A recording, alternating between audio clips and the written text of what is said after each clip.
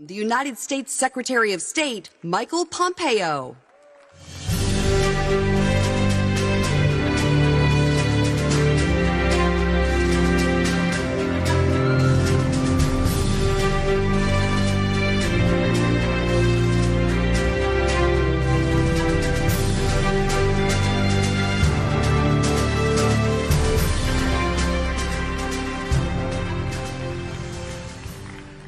Wow, good evening, everyone. What a crowd. What a crowd. It's great to be here. It is wonderful to be with you all tonight. I want to say a few thank yous. My thanks to AIPAC Board Chairman Mort Friedman, my friend Howard Korn, your new president, Betsy Burns-Korn, and all the incredible AIPAC members and amazing volunteers for putting this amazing gathering together. Thank you. God bless you all. I've been here a few times. When I was a member of Congress, I got to know the AIPAC team. They were relentless. I came to love them. But it is wonderful, and it never gets old to be here with so many great friends of the relationship between America and Israel. You should know that there's no president and no administration that loves Israel more than President Trump and our team.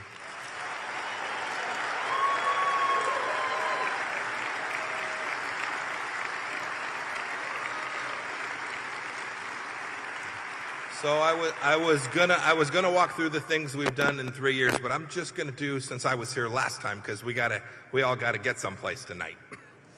So let's take a look at what I've done just since the last time I stood right here. We declared the common sense truth that the Israeli West Bank settlements aren't per se inconsistent with international law.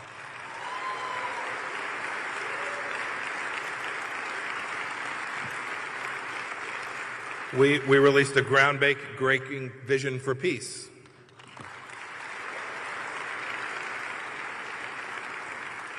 And President Trump took out one of the world's worst anti-Semites, the terrorist Qasem Soleimani.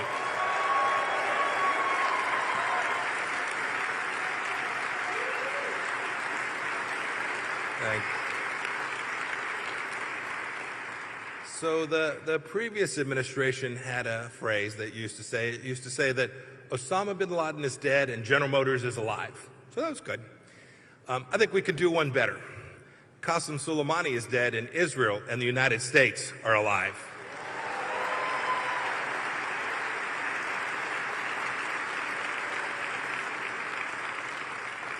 What's really important about that is that nations of the Middle East and the world are recognizing just how enduring Israel is.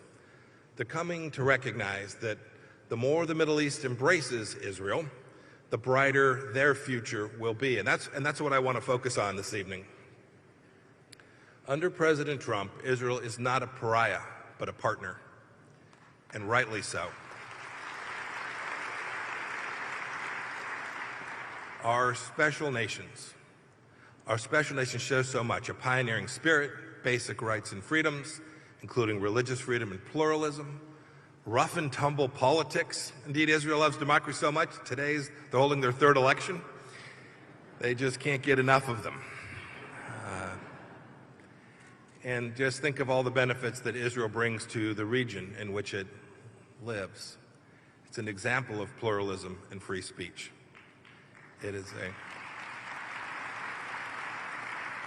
Israel brings a robust, free market, innovative economy where entrepreneurship is rewarded.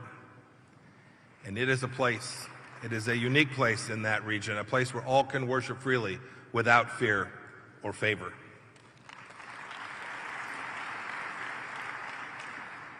These good things have ripple effects. You all know this. A strong democracy sets that example for pluralism. A productive Israeli economy creates jobs.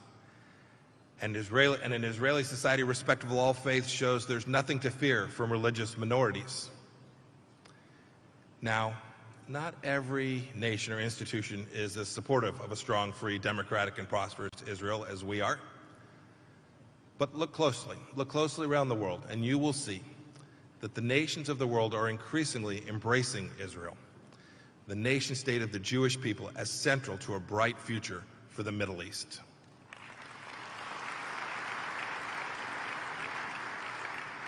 In December, Prime Minister Boris Johnson announced plans for his government to pass an anti-BDS law.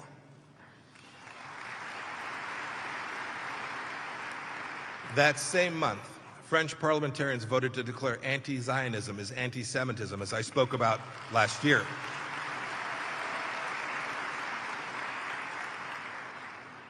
Greece and Cyprus have pursued a new energy partnership with Israel, as have Egypt and Jordan.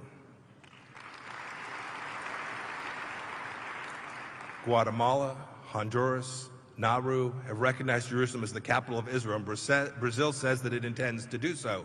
Come join.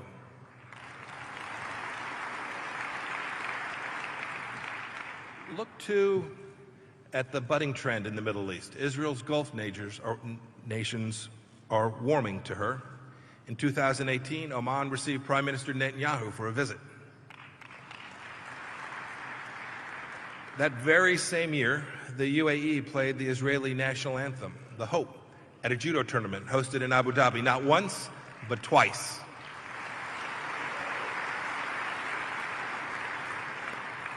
Last year, our Bahraini friends allowed Israeli journalists to visit for the first time since 1994.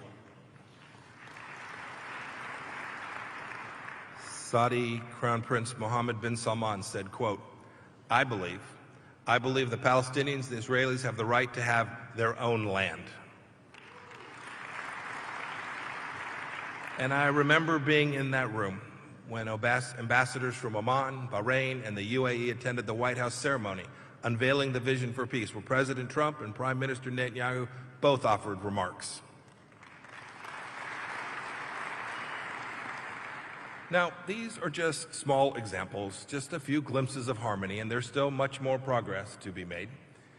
But I think these anecdotes suggest a growing attitude, a real shift, a shift among some of Israel's neighbors. And the more the Middle East embraces Israel, the brighter its future will be. That's true for the entire region.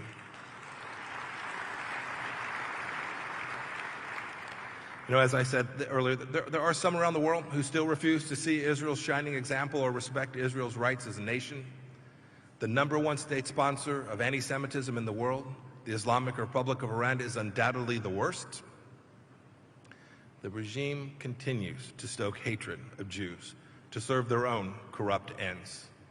Through classroom textbooks, state media propaganda, and the poisoned declarations of their unelected leaders.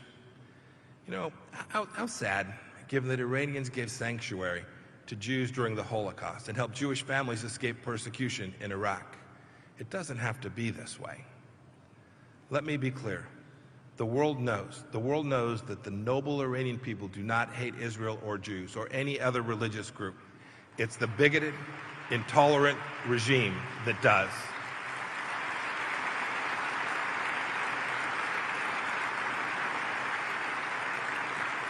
And it is that regime and its views as the reason that President Trump said so clearly that Iran will never obtain a nuclear weapon while we're on watch.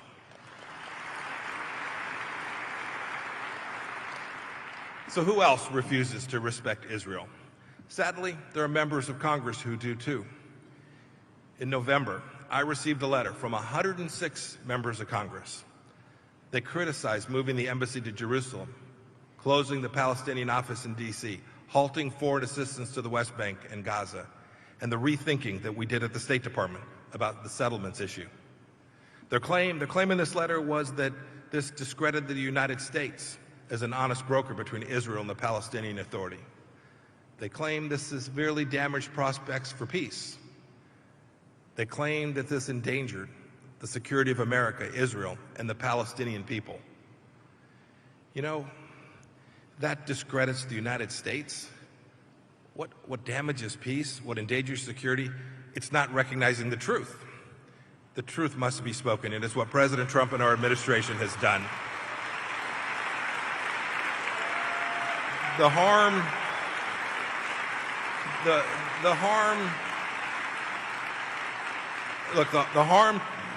to Israel, the harm to the region, the harm to the relationship with the United States and Israel comes from denying that Jerusalem is the capital of Israel. By denying the closing of the Palestinian in Washington was 100% necessary following President Abbas's 2017 remarks at the UN. What damages and discredits the United States and our relationship with Israel is denying that Palestinian terrorism has been the real obstacle to peace.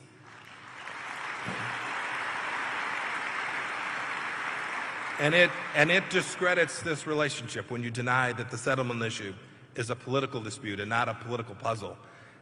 And I'll have more to say about that in just a moment. And finally, the UN. The UN's so-called Human Rights Council and the High Commissioner, Michelle Bachelet. You know, for those of you who are watching, the Council recently released a database of companies doing business in East Jerusalem and Israeli settlements in the West Bank. That release from the United Nations only serves to facilitate the BDS movement and delegitimize Israel. How sad. I remember reading it after its release. This is an organization that was set up to ensure that no people ever again faced horrors like the Jews faced during the Holocaust, and it is now anti-Semitic.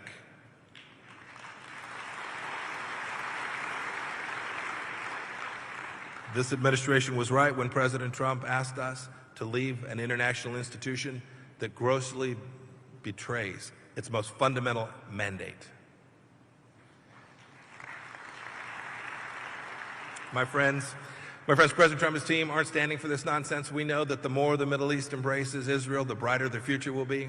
It's why we've taken action against those who would harm or weaken Israel.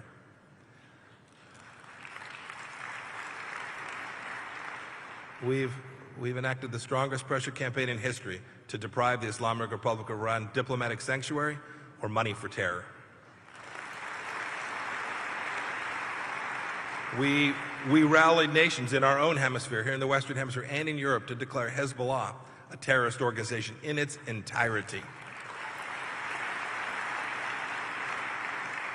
And we've had other nations now join us in banning Mahan Air that has flown around dangerous military actors, the Ayatollah's airline of choice, so that it can't move around weapons and fighters in the region that put Israelis at risk.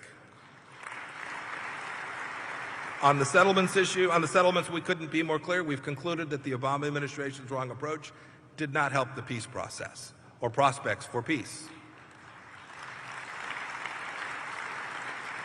We worked, we got it right. We disavowed the Hansel Memo of the 1970s, which declared that civilian settlements beyond the Green Line were illegal, just as President Ronald Reagan had rejected that memo a few years after it was written.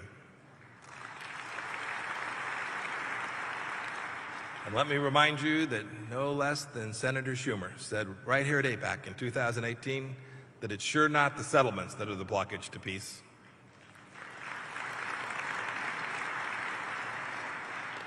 And further on the settlements issue, I know some American companies are wondering, some of you here today are wondering how to move forward in the wake of the UN Human Rights Council's release of the database that I just spoke about. It may not seem like much to some of you, but this is a real threat. And I'm proud to tell you that this afternoon, the State Department released official guidance on this subject. Here's what we said. We said that we share your frustration. We will continue to work with trade and invest in Israel. Neither the Human Rights Council nor the Office of the High Commissioner for Human Rights has the power to tell you what you can and can't do business in the West Bank. Don't be intimidated. If you're being subjected to imitation or harassment because of this database, let America know. And the United States will respond to take actions against members of our business community that are being threatened by this release that was so sorely mistaken.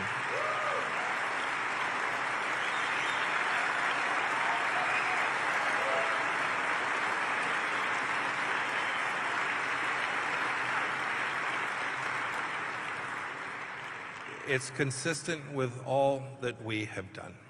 We will stand for a strong, free, democratic, and prosperous Middle East, and a prosperous Israel at the heart of that Middle East. The more the Middle East embraces Israel, the brighter the future will be. It's really quite simple. We stand with Israel. We stand for peace in the Holy Land. We stand with the great Israeli people. And we stand for the unbreakable bond between our two great nations, rooted in our shared traditions of freedom and equality. That tradition goes back to a beautiful biblical teaching. that all humans are created, B'Tselem Elohim, in the image of God.